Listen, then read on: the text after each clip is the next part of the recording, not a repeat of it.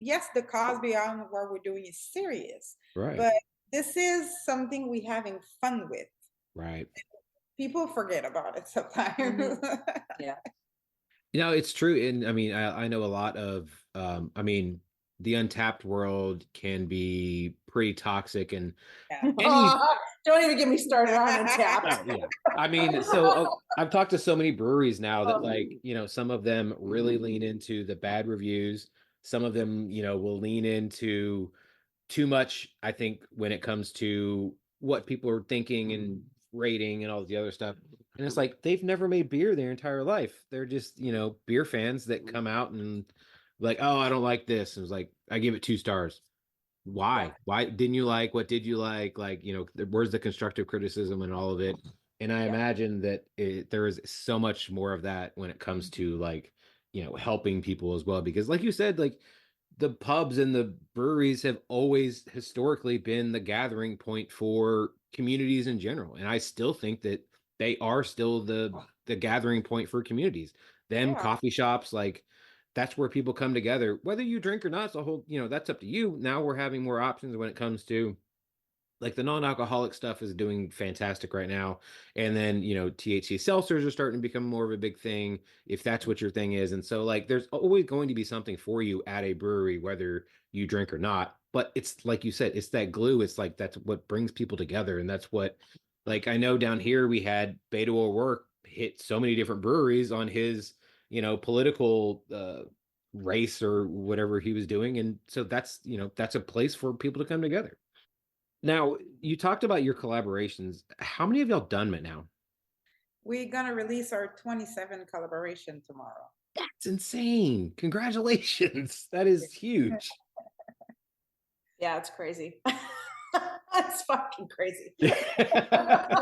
What else is like most brewery work with us, love it so much that they work with us every year. So we have three Wow. that in 2024 work with us for the third time.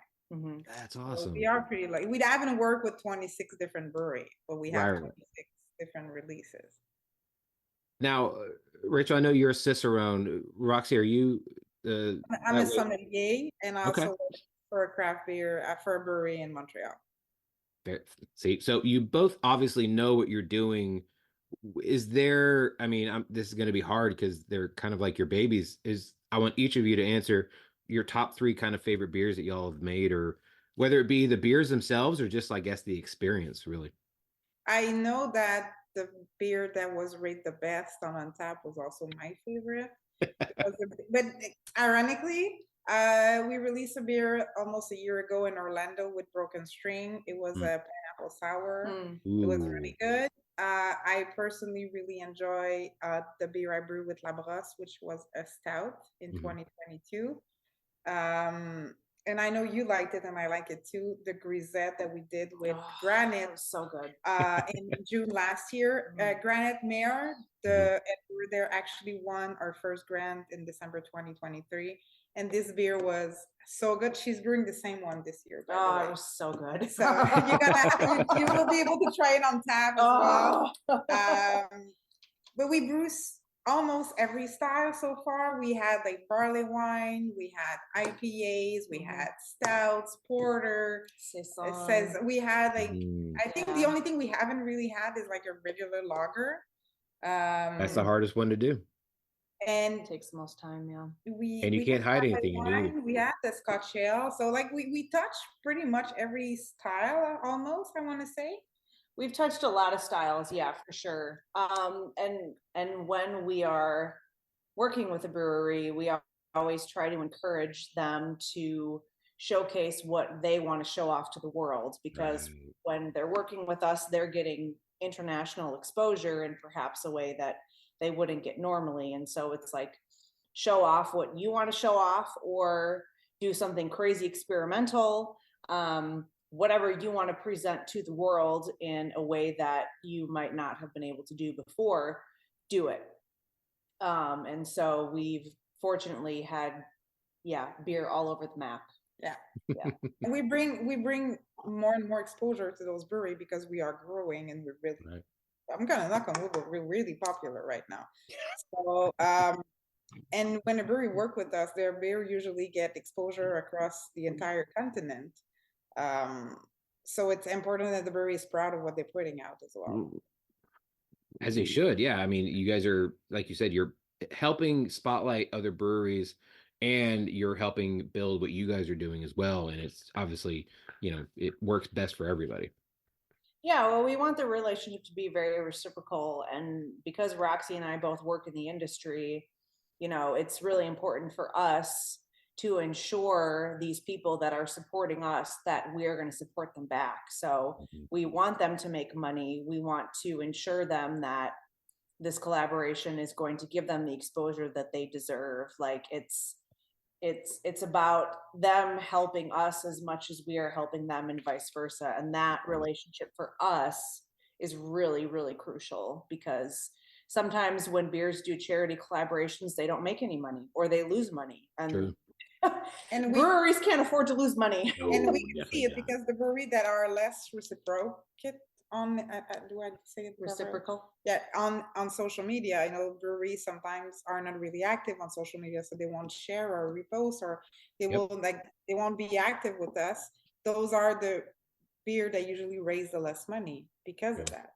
Social media have an impact that a lot of people don't understand, and we try to bring awareness to this. If you work in partnership with us, you will gain out of it. It's still something we have to teach sometimes to some brewery. Most of them get it, but like we see that the more they work with us, the more the beer sells faster, the more people are visit the brewery. Like the Vancouver brewery work in January, people travel to that brewery after weeks after the release to try to get the beer, and the beer was sold out in 3 weeks. It was really fast. That's fast. Yeah. I mean, congratulations again. That's huge. Like you guys are helping, like you said, build these breweries up to where you're having collaboration beers sell out in less than a month. Like that's almost unheard of now. Well, I mean, that's our goal. Like we want everybody to benefit from working with us. Like, because we see how important, I mean, we know how important that is. Yeah, that's why I take a lot of time to travel to those release. Rachel came as much as she can. It's not the beer babes who pay for this travel, it's us, because we realize that when we're there, people have tendency to show up, to travel, to show their support, because hey, the two co-founders are there, so it means it's a big thing, so we'll go too. So we're trying to be there as much as we can. So far, I've been able to go everywhere. She was not able to go, so there's always one of us, and we're gonna try to do it as long as we can. Eventually, we'll need like help out of it because we want to grow. We did 12 beer last year. This year we're doing 26. We're gonna have 26 release Monday. We want to do at least 50 next year. I would love to do 65. Yep. Wow. So it's a lot of work for two women who work full-time other places and travel to all those releases. So man.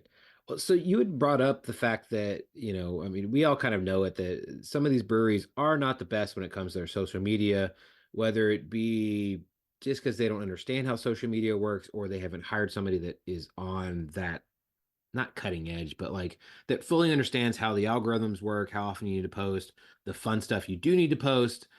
What kind of tips would y'all give some either breweries or I guess people in the industry that would really kind of need help when it comes to their social media? We can't force them. We always encourage them to. I had them as collaborator all the time when we post stuff. We are real.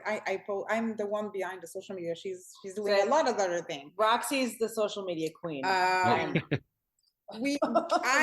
interact as much as I can with them. I encourage them to like share everything with us, but it's not always working the way we want. We can't force them, but I feel that the one that understand it, realize it, and beneficial out of it. Doesn't happen. So this is what we're trying to do, but at the end of the day, we cannot force anybody to do anything. Right. But like if a brewery have a question for us and they're not sure what they should do, they can always reach out to us. But doors always open. We would be happy to help brewery to grow, but we could be higher for that.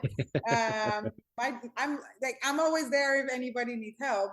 at the end of the day. But like we just give them tips, but we don't force anybody to do anything for us. That's good. Yeah, I mean, I know there's so many breweries out there that need the help when it comes to what to do and what not to do with social media, or just in general, just post more, like even do some behind the scenes pictures, videos, whatever, like, just help bring people to your brewery and let them know what's going on. What we do usually when they do the brew day, we try to have at least one of the people who is aware of what we're doing, like one of our ambassador, of usually the person, because we cannot have those collab without the local people. Mhm. So the people who help us get the beer are usually there on brew day.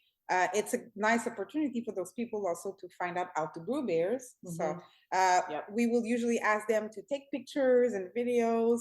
The brewery that are really active with us will also send us material when they can the beer, if they can it, because it's not an obligation anymore. Right. And on brew and on release day, when we're there, we take a lot of material as well, and we post about it for months after.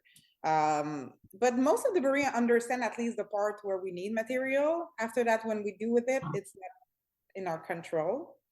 But we post everything on our social media. So That's good. Yeah, I'm glad you're helping them as well, because they need as much help as they can get, and they're helping you as well. So what have you guys, do you think, what have you learned the most from brew 1 to brew now 26, 27? To make it as easy as possible for the brewery. Uh, we are sometimes too organized for them because we do it a lot in advance. A lot of brewery, we were actually booking 2025 at this moment. And a lot of brewery are telling us, oh, it's too far in advance for us, because you have two opposite in brewing. Some brewery know a year in advance what they're gonna brew, and some only know like 4 weeks in advance what they're gonna brew. So we learn to follow their pace. On our side now, we have contracts we send to them. We have files for the labels. Like we got organized on our hand, because the more release we do, the more stuff we need to remember. Right. But I think I personally learned to be more patient and more understandable of everybody schedule, and like brewery have a lot of last minute things that come up and stuff like this. So on my end, this is what I learned. Just being flexible. Yeah, the flexibility is really important for us. Yeah. Yeah.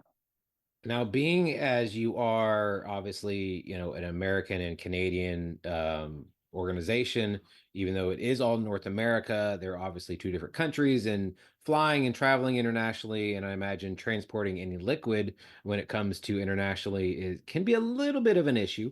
What have been some I guess stories really, or adventures you had to go through when it does come to dealing with Canada and America, and then just the in-betweens?